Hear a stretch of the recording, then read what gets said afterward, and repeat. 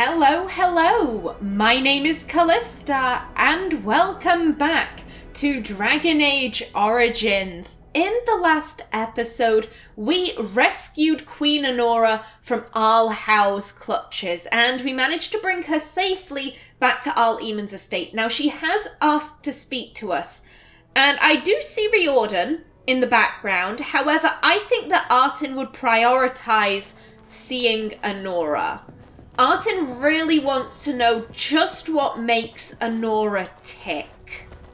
I think, my dear? Hello again, Warden. It is good that you came to speak with me. I will be blunt. I can see that your voice will be a strong one in days to come. It is to you that Eamon listens, and with good reason. My father must be stopped, but once that is done, Ferelden will need a ruler. I would welcome your support for my throne. Are you proposing an alliance? I don't think I'm as important as you believe. Why should I support you? You think you're a better candidate than Alistair? Let's not get ahead of ourselves. Okay, so Anora has already said why we should support her. And if I'm being brutally honest, I think that Artin thinks she's a better candidate than Alistair. I mean, she already has the throne. She wants it. And everyone we have spoken to has said what a good ruler she is, how beloved she is. Definitely not number 2 either. I think that Artin acknowledges that she is quite an important player in all of this. She's the one who's made all of these alliances, not Eamon. And I don't think she means this in a big-headed way. But she has earned this glory. She has earned the right to be important, and she's not about to pass that right, that glory, on to someone who hasn't earned it. Are you proposing an alliance? That is exactly what I am proposing. When the time comes, you support my bid in the Landsmeet to remain on the throne. You will be seen as my father's enemy, yet you will be in support of his daughter.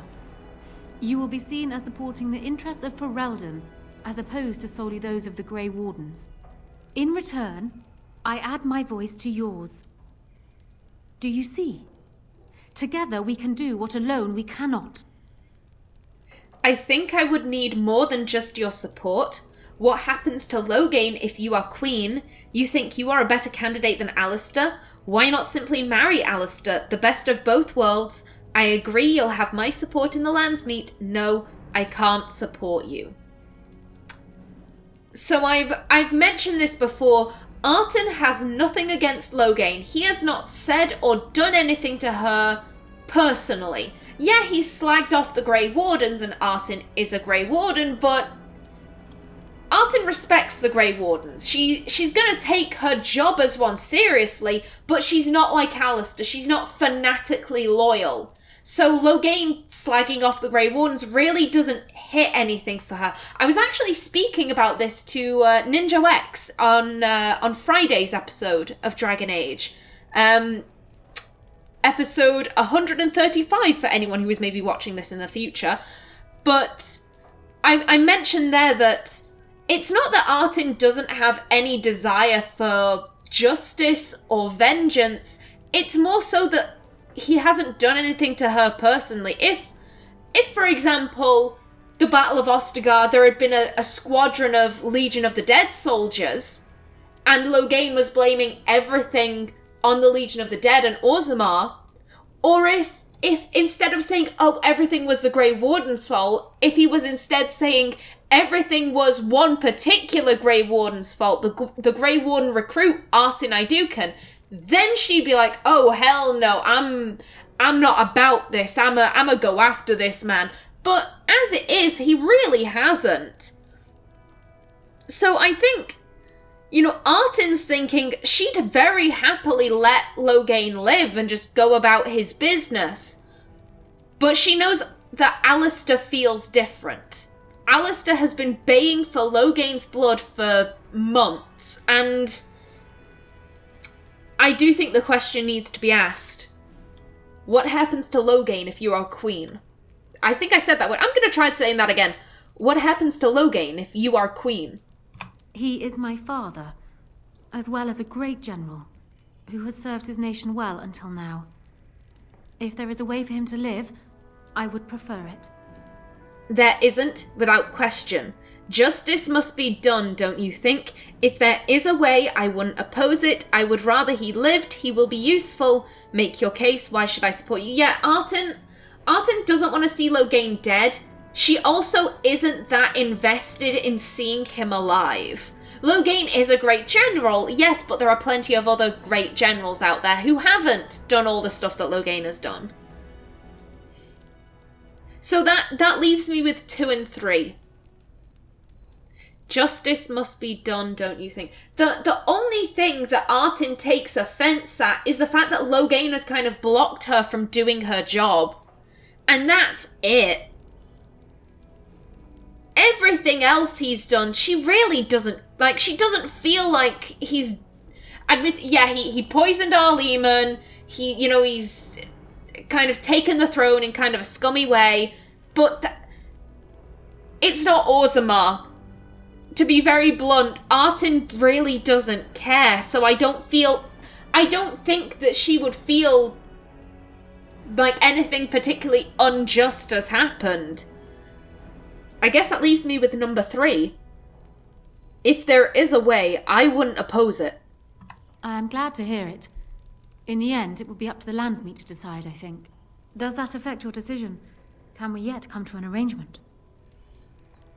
I think I would need more than just your support. Make your case. Why should I support you? You think you are a better candidate than Alistair. Why not simply marry Alistair? I agree. You will have my support in the Landsmeet. No, I can't support you. Make your case. Why should I support you? For years, I have ruled this kingdom as Cailin's queen. As much as they loved Qwinn, all of the Banon knew this to be so. Qwinn was a good man, but what is needed now is not another good man, but a good ruler. I sent Alina here not solely because I thought I needed help, but because I saw an opportunity for us both. What say you then? Your support for mine in the Landsmeet? I think I would need more than just your support. You think you're a better candidate than Alistair. Why not simply marry Alistair? Yeah, all the same options. So I brought this up in the last episode. Alistair and Anora getting married. It's not something that Artin wants. I said this at the time. She doesn't want Alistair and Anora to get married. She wants Alistair and herself to kind of continue being Grey Wardens and being together. But to defeat the Blight, Ferelden needs to be stable. And it's seeming very apparent that people like Anora's rulership and they liked Cailin's bloodline. And it's the fact that Alistair said that if it was what was best for Ferelden, he'd do it. So I think that's why Artin is kind of asking these questions. Why not simply marry Alistair? The best of both worlds. Ignoring that the man looks so much like Qwinn, my recently dead husband, if you'll recall, my main fear is that he might govern like Qwinn as well. And are you so truly eager to pawn the lad off on me anyway? I rather got the sense that you two might be. That's not your concern. You've never heard of a political marriage. I'm not eager, no, but it's still a good idea. True, forget I said anything then. I'm not eager, no, but it's still a good idea. I see. So be it then. Alistair does have Therin blood. It is the one thing I do not have, truth be told. A union might be considered a compromise, but is this something Alistair even desires? What Alistair wants is not important. I think I could convince him. True, forget I said anything then. I think I could convince him. Let me say this. If Alistair is willing to stand back and allow me to continue governing the nation, then I would be willing to have him as my king. It is my understanding that governing does not appeal to him anyhow. If that is so, this is a compromise I can live with. I will speak to him then. Why would he agree to those terms? Never mind, I don't think that would work. I will speak to him then. Do so. I will be interested to hear what he has to say. I would just like it pointed out that if Alistair and Anora do get hitched, that is quite some age gap. Anora's around 30, Alistair's only 19. And I know that sounds weird to say, but if you look at the date he was born and when Dragon Age Origins begins, Alistair is only 19 years old. He's very young. Now then, Artin feels a little bit sick doing this. As I keep saying this isn't something that Artin wants. She just wants stability. And she also wants Alistair to be happy. So if Alistair outright says, no, not even going to consider it, then she'd back down immediately. So I'm guessing someone told Anora I was planning to steal her throne. She has a nasty glare. Did anyone mention this wasn't my idea? I think she's a great queen. As far as I'm concerned, she's welcome to it. I think you'd be a great king, Alistair. You still don't want to be king? Do you think you could back out? You still don't want to be king? I'm not a political man. I like being a warden. There's real evil out there, and it's something we can fight. It's something we can defeat. Making laws, settling disputes, that's not me. I wouldn't have the first idea how to do it. What do you think I should do? Go ahead and be king, just to let it happen? Oh, and here he is once again saying, no, I don't want to be king. I think Artin just feels very confused with Alistair's kind of flip-flopping. Like, you know, 1 minute he's saying, I absolutely don't want to be king, nada, no go, no thank you. Then he's saying, I'd do it if it was what was best for Ferelden, and now, again, I don't want to be king. She's just like, please make up your mind. Please make up your mind. I think you should marry Anora. You aren't king yet, Alistair. Do you really have a choice? You should do what you want to do. We could run off together instead. I think you should marry Anora. Marry her? As in marriage? As in be her husband? You've spoken to her about this? You did, didn't you? Why would you do that? What about us? There is no us. This is a political arrangement, nothing more. It doesn't have to change anything. Yeah, from Artin's perspective, it would change everything. I mentioned this before also. Artin wouldn't mind Alistair having relationships with other women because that's such a big part of her culture. But him marrying someone else would effectively make Artin the other woman. And Artin has too much self-respect to let that happen. So if Alistair marries Anora, from Artin's perspective, that is the end of their relationship. I know, but this is important. I can turn her down if you prefer. I know, but this is important. So are you. You're more important to me than anything. I don't want anyone else. Even for pretend. Oh, Alistair. Then I'll tell her no deal. Stop being a child. This is your duty. This is about more than us, Alistair. Please just hear me out. Yeah, no, Artin isn't going to try and persuade Alistair on this. He said no. She's happy to take his first answer. Then I'll tell her no deal. Good. I like that idea much better, much better. Marrying Kaelin's widow. How could she even... No, never mind. I'm going to not think about it now. Okie doke. Artin is very happy to hear that. To be fair, I think everyone's happy. Alistair's happy. Anora will be happy that she doesn't have to marry someone who looked like her dead husband. Well, have you spoken to my lucky betrothed yet? Or will we be reduced to passing notes? He sends his regrets. I still need to speak to him. I don't think it's going to happen. He sends his regrets. Oh, that's a shame. But hardly unexpected, really. Consider it forgotten. Now, as for the alliance we were discussing. I think I would need more than just your support. You think you are a better candidate than Alistair. I agree. You'll have my support in the Landsmeet. No, I can't support you. Number one is interesting. I'm going to be honest. I don't know where that dialogue option goes off the top of my head. Here's the thing, though. Artin doesn't trust Anora. There is a large part of Artin that believes Anora had something to do with the ambush in Howe's estate and Artin being taken to Fort Draken. And right now, we need Anora's help. We need her support in the Landsmeet. That's why we're being so pleasant to her. But I really feel that Artin, her kind of mindset with this is like, we help each other this one time, we shake hands, and then we go separate ways and we never have anything else to do with each other. Artin does not want to get entangled in Anora's web. So, asking for more than just support? Nah, I don't think Artin would be down for that. I agree. You'll have my support in the Landsmeet. That is good to hear. So, we have a deal, Warden. I trust you'll keep your end of the bargain. Now, I suppose, comes the task of dealing with my father. That will be no small feat, of course, but I am certain you already know this. I imagine you have much to do. Is there anything else you needed from me? Do you need anything? I have some questions. No, I should go. We should at least be polite to her. Do you need anything?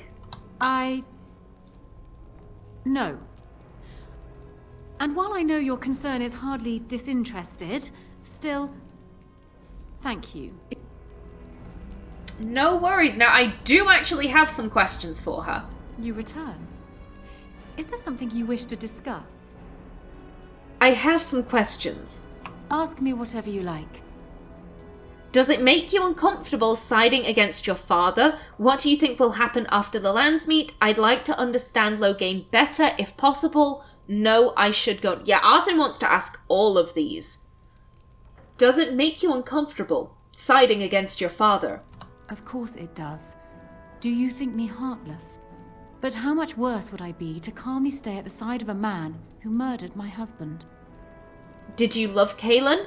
I met with Qwinn at Ostagar. He was a good man. Qwinn was a fool, but he didn't deserve his death. We should tell people what really happened to Qwinn. Ooh. Okay. Not number 4, because right now, the people of Ferelden are in kind of a morally, not morally, I'm trying to say morale. Their morale is tenuous. And letting everyone know that one of their most beloved generals fucked over their king, who was the first king to be born in a palace for, like, countless generations. Like, Qwinn was something of a status symbol. He wasn't born in the middle of a field on the run. He was born in a palace like any king should be. I think letting people know that right now would have disastrous effects on, like, the Ferelden morale. So, no to number 4. Qwinn was a fool, but he didn't deserve his death. This is Qwynn's widow. I think Artin has more tact than to say that. I met with Qwinn at Ostagar. He was a good... Artin really didn't think he was a good man. I mean, I said this during the... What was it? Return to Ostagar DLC. Artin didn't like Qwinn. She thought he was an idiot. But at the end of the day, she can respect what he did. He was a king, and he didn't flee the field. He didn't hide away and let his soldiers take the brunt of it. He went there, and he fought, and he died alongside his men. So Artin can respect him for that, but I don't think she'd necessarily say he was a good man. Which leaves me with, did you love Qwinn? Which is incredibly impertinent. But then again, I did say that Artin wanted to see what made Anora tick. Did you love Qwinn? It seems a strange word to describe a marriage our parents arranged when he was newly born and I still in swaddling clothes, but yes, I loved him. He was reckless, impetuous, and charming. Had he not been king, he would have made a dashing rogue for a band of players. We were a good pairing. He would not have wanted the burden of ruling any more than I would have liked remaining the silent wife in my husband's shadow. I think that last line, he would not have wanted the burden of ruling any more than I would have liked remaining the silent wife in my husband's shadow. that resonates with Artin. That was one of the reasons why she was so opposed to getting married, because, especially in Orzammar, where, you know, generally speaking, the husband is the head of the household, and the wife is just expected to sit at home and pump out babies and just say, yes, husband, no husband, 3 bags full husband. And Artin would have hated that. I think she can see a lot of herself in Anora. They've both been raised to lead. And the idea of following some man just because of, you know, his genitals, basically, is horrific to them. Like, they are not sheep to be led. They lead where others follow. Why did Loghain leave Qwinn to die? Do you know? We should tell people what really happened to Qwinn. No. I'm sorry for your loss. Another question. I should go. I'm sorry for your loss. It was more than just my own loss. But I thank you all the same. Why did Loghain leave Qwinn to die? Do you know? Qwinn was so idealistic. The world was his storybook, and he was the hero. My father is different. He's an idealist too, but he knows what idealism costs. They often clashed, but never seriously, never for long. Qwinn would always come round to Father's way of thinking eventually. And then the Blight came. Qwinn dreamed of uniting all the nations of Thedas against the Darkspawn. It was a dream. He wouldn't surrender. What my father saw, however, was the boy he had swaddled inviting Orlesian troops back into the land he had fought to free of them. And for once, my poor, foolish husband wouldn't back down. I really like Loghain as a villain. I've said this so many times, and I'll continue saying it. Loghain is such a good villain, especially because, as a player, I can understand his motivation. His motivation is crystal clear, and it makes sense, and it's both... Loghain he's also a very good tragic figure, because I do believe that so much of what he did was, just out of the fact that the Orlesians kicked the shit out of us while they were here. They treated us horrifically. And here's Marek's son, my best friend. His son is inviting them back. All we sacrificed, all we did, all the people who died, so that he could be born in a palace knowing freedom. And he invites them straight back. What a mistake. What an awful, terrible mistake he's making. I need to stop him, but he won't back down. And I'm worried about my daughter. He's going to put her to the side and hook up with the Empress. Oh my god, this is just...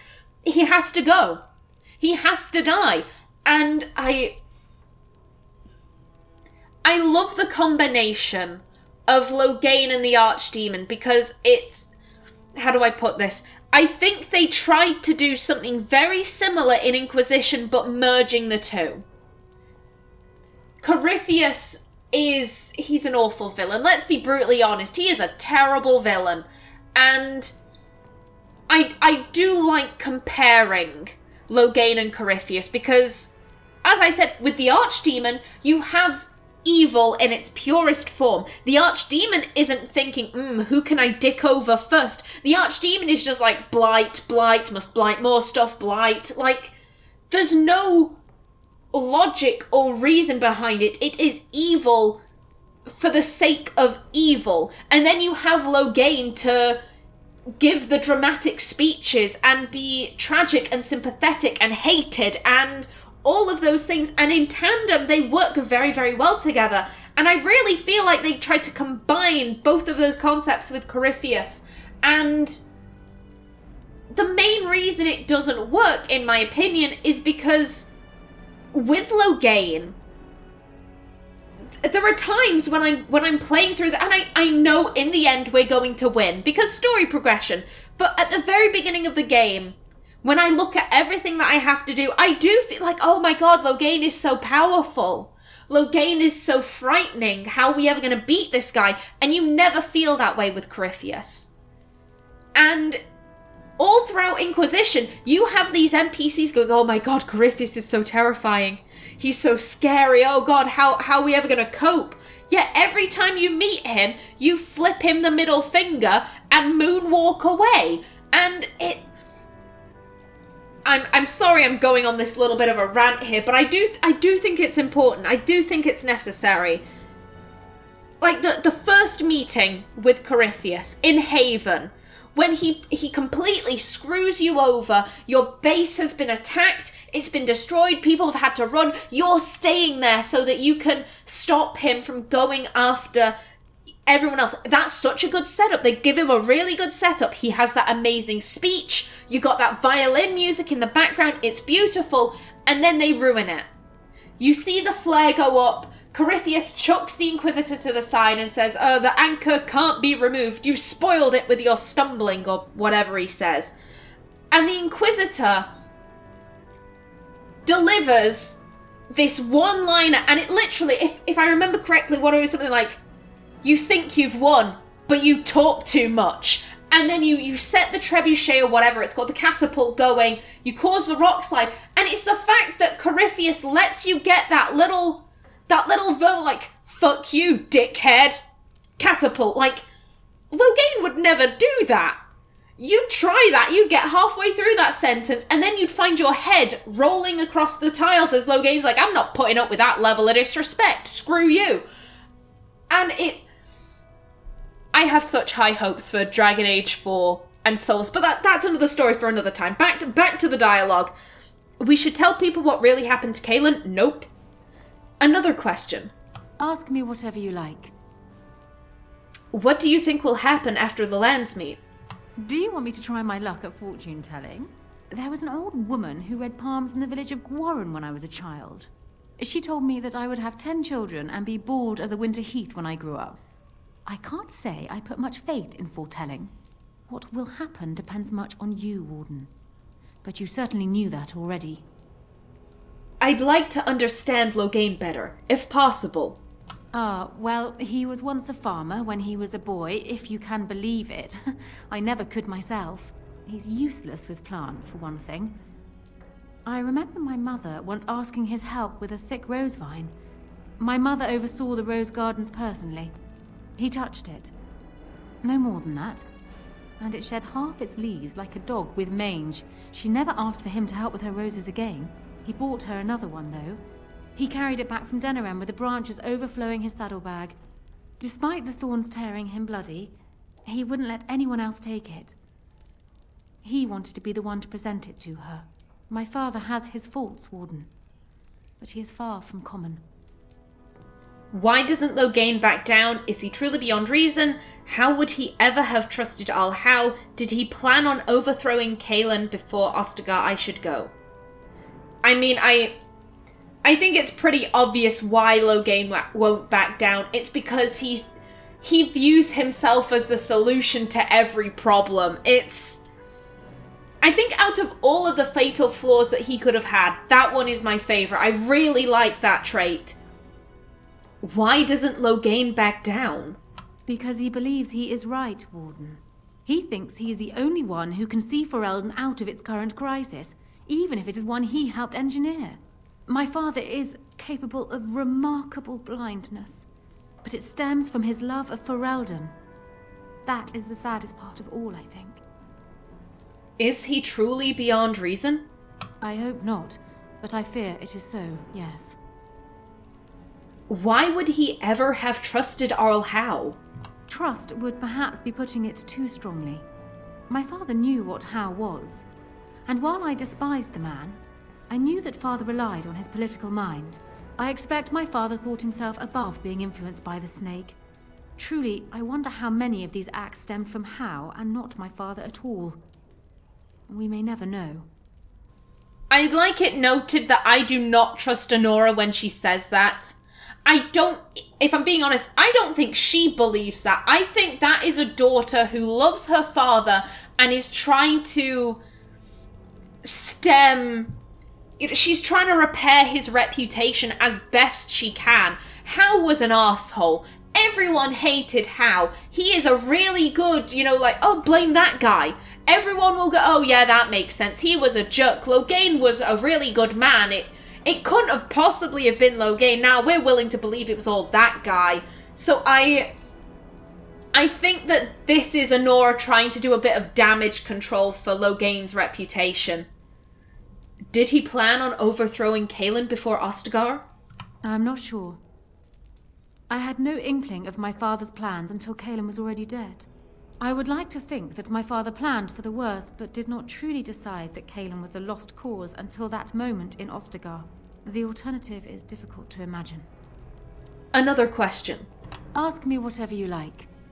No, I should go. Then I wish you luck, Warden. Oh, Anora, I don't think Artin will ever truly understand Loghain, not as she would like. My lady, she will be forever grateful, Warden. Okie doke. Now then, I am just about out of time for this episode. However, I think I would like to check. Do we have some codex entries? Okay. Queen Anora. We have been given the gift of freedom by our forebearers. Let us not squander it. The only child of the war hero Loghain MacTyr, Anora has never been one to stay quietly in the background. It is common knowledge that in the 5 years Anora and Qwinn held the throne together, she was the one wielding the power. She is held in much higher esteem than her husband by the people of Ferelden, nobility and commoners alike, and commands the respect even of foreign nations, having once inspired Empress Selene of Orlais to declare, Anora of Ferelden is a solitary rose among brambles. She sent her maid Erlina to Arl Eamon's estate to ask for Artin's help in escaping from Arl Howe. But as they fled Howe's estate, Anora in disguise, they were ambushed by Sir Cauthrian, there to arrest Howe's murderer. Artin surrendered to permit Anora's escape. She made her way to Eamon's Denerim estate and there offered her aid in defeating her father at the Landsmeet. Arl Rendon Howe. It appears it will be civil war after all, despite the Darkspawn. Pity. The Arling of Amaranthine winds along the sinuous northeastern coast of Ferelden. The Waking Sea is known for its temper, and the storms that sweep in from the warmer northern waters are sudden and brutal. These are the lands of Rendon Howe. He was born during the occupation, and like many of the nobles at the time, joined Prince Maric's rebels. He fought alongside young Bryce Cousland, future Tern of Highever, and Leonis Bryland, future Arl of Southreach, at the bloody Battle of White River. It was the most catastrophic defeat of the entire occupation, from which only 50 rebel soldiers escaped alive. Although he was decorated for valour by King Maric, Howe's abrasive manners have earned him almost universal dislike among his peers. Howe died at the hands of Artin in Denerim. I find this very interesting because Bryland, we overhear Bryland speaking in the Nord Noble Tavern about how the Howe he knew died at White River. And so I do find it rather interesting that perhaps if White River hadn't been such a catastrophic defeat, maybe Howe would have been an entirely different person. I imagine, going through this entire battle, only 50 of you surviving, that must have some serious repercussions. And I mean, untreated PTSD can be terrible. So I feel a little bit of sympathy for Howe. Not much, though. Not much at all. And this is just control, so ding that. There we go. Okay. So in the next episode, we will go and have a chat with Riordan and probably do a bit of side questing. But until then, please remember to like if you enjoyed, leave a comment below. And if you wanted to subscribe, it would be very much appreciated. I've been Kallista. Thanks for watching, and see you in the next episode.